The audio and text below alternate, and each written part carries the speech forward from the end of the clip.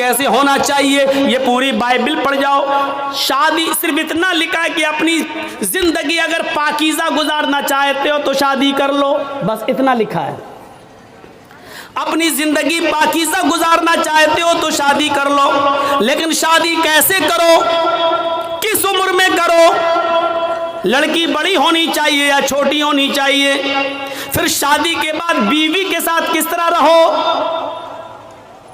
मेहर कितना होना चाहिए, ये तमाम चीजें बाइबल बताने से खामोश है। वेद आप पढ़े तो वेदों में भी लिखा है कि रामचंद्र जी ने भी शादी की थी, लिहाजा तुम विवाह करके अपने आप को सुरक्षित कर लो। लेकिन शादी कैसे होना चाहिए ये आपको न वेदों में मिलेगा, न रामायण में, न गीता के अंदर। कहीं पर भी आप चले जाइए पूरा न मंजर आपको नहीं मिल सकता, क्योंकि कोई धर्म कंप्लीट नहीं है।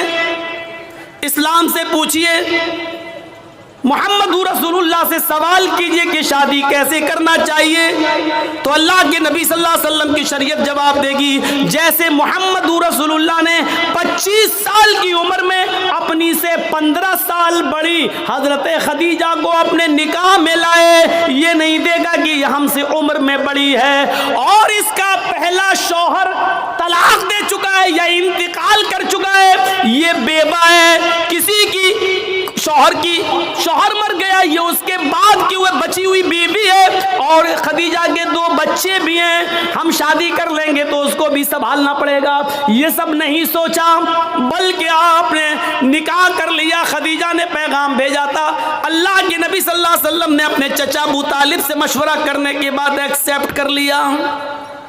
शरीयत जवाब देगी कि बड़ी उम्र की औरतों से निकाह करना कोई बुरा नहीं है। फिर शरीयत ये भी कहती है, मोहम्मद रसूलुल्लाह जवाब देंगे कि मैंने आयशा से भी निकाह किया जो हमसे उम्र में बहुत छोटी हैं, लिहाजा अगर कोई छोटी उम्र से शादी करना चाहे तो छोटी उम्र की लड़की से भी निकाह किया जा सकता है, इसमें कोई बुराई नहीं है। लेकिन रहना वैसे, अगर तुम्हारी बीवी उम्र में बड़ी है तो वैसे रहो जैसे मैं खदीजा के साथ रहा, अगर तुम्हारी बीवी उम्र में छोटी है तो वैसे रहो जैसे मैं आयशा के साथ रहा। गौर कीजिए, आपको एक एक चीज का सबूत मिलता चला जाएगा, कोई चीज बाकी नहीं है। यहां तक कि सोने के आदाब तक मिले लिखे, मियां और बीवी को किस तरह अपनी जिंदगी गुजारना चाहिए वो तक मिलेगा।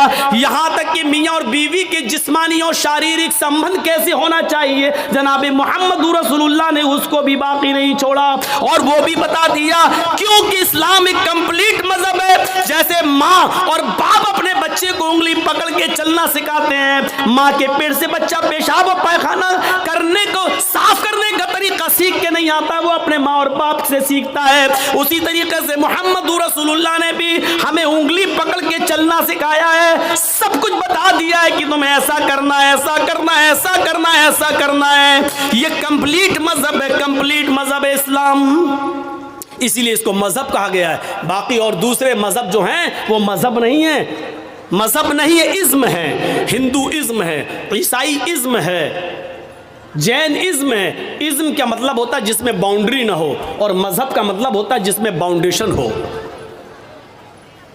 जिसमें बाउंडेशन हो। कुछ जानवर हलाल है, खा सकते हो, लेकिन हर जानवर नहीं खा सकते हो। चाय पी सकते हो, दूध पी सकते हो, लेकिन हर पीने वाली चीज नहीं पी सकते हो। शराब नहीं। अच्छा मौलाना, शराब तो छोड़ो, बीड़ी सिगरेट वो भी नहीं, एक बाउंडेशन है। मौलाना इस पे बोल दीजिए, इस पे बोल देंगे तो फिर कौन बुलाएगा, क्योंकि सारा मामला तो उसी पे टिका हुआ है, पूरे औरंगाबाद का। अब टिका है तो कोई क्या करे, लेकिन इसकी वजह से कोई हक बात बोलना छोड़ दे, फिर फर्क क्या रह जाएगा, फिर बात क्या रह जाएगी। मेरे प्यारे साथियों, हक बात अगर आपके और हमारे खिलाफ जाए तो जाना चाहिए। मौलाना को बाउंडेशन नहीं करना चाहिए, नहीं इस पे नहीं बोल सकते, उस पे बोल सकते, उस पे नहीं, हमें अपने आप को सुधारना चाहिए। इस्लाम को अपनी मर्जी के मुताबिक हमें और आपको नहीं ढालना है, बल्कि इस्लाम के मंशा के मुताबिक हमें और आपको चलना चाहिए। ये होना चाहिए इस्लाम, ये होना चाहिए इस्लाम। तो मेरे भाइयों, ये मुकम्मल एक मजहब इस्लाम कंप्लीट एक मजहब है इस्लाम। इसके अंदर उठना, बैठना, लेटना, सोना, जागना, खाना, पीना, शादी ब्याह, हर चीज का तरीका आपको इसके अंदर मिलेगा। शादी का तरीका क्या है? हमारे यहाँ क्या होता है? लड़के की बारात जा रही है, बारात 300 आदमी जा रहे हैं साहब, गाड़ियां 100, 150, 200 आदमी जा रहे हैं। सुनिएगा मंशा क्या इस्लाम का, जा रहे हैं बारात में, जा रहे हैं। हाजी साहब के बेटे की बारात है। हाजी साहब समझ रहे ना, सऊदी अरब गए थे हज करके, बहुत सी टोपी ओपी ला के सबको बांटा था उन्होंने।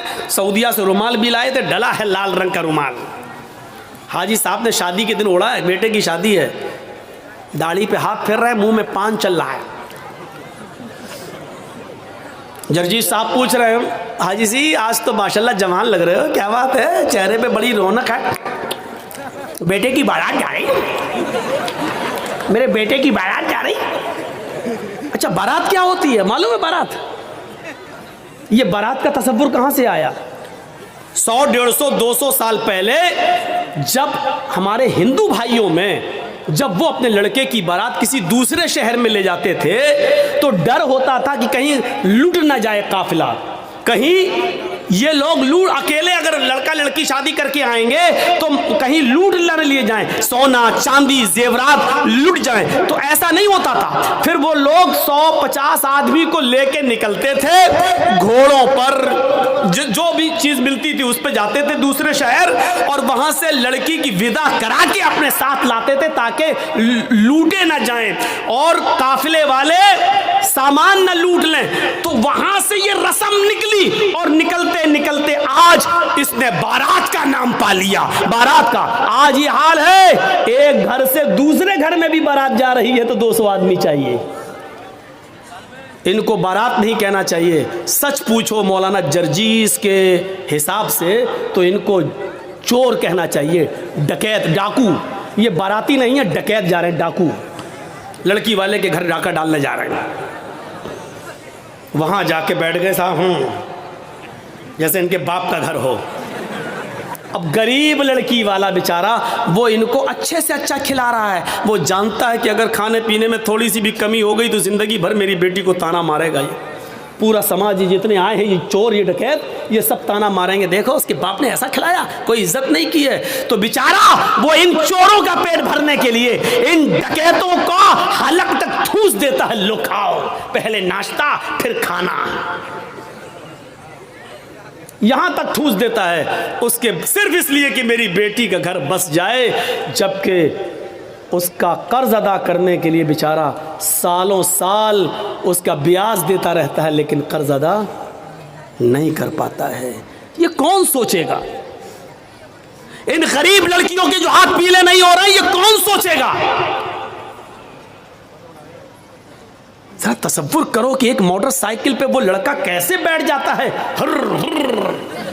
साहब बड़ी अच्छी गाड़ी है माशाल्लाह, कहां से मिली, कितने में खरीदी? जहेज में मिली, जहेज में मिली। अरे उसको कहना चाहिए भीख में मिली, कहता जहेज में मिली। उसको कहना चाहिए मेरे ससुर ने मुझे इंटरनेशनल भिखारी समझ के दी, वो कहता गिफ्ट में दी। नाम बदल गए, देख लीजिए आप। जो चीज भीख में मिली उसको कह रहा जहेज में मिली, उसको कह रहा जहेज में मिली। जिसको कहना चाहिए मेरे ससुर ने मुझे इंटरनेशनल भिखारी समझ के दिया, भीख में दी, उसको गिफ्ट कह रहा है, गिफ्ट। अरे नाम बदल देने से हैसियत नहीं बदल दी जाती है। शराब का नाम दवा रख दो तो शराब शराबी रहेगी, दवा नहीं हो जाएगी। मौलाना जर्जीस की शेरवानी उतार कर किसी सुअर को पहना दो,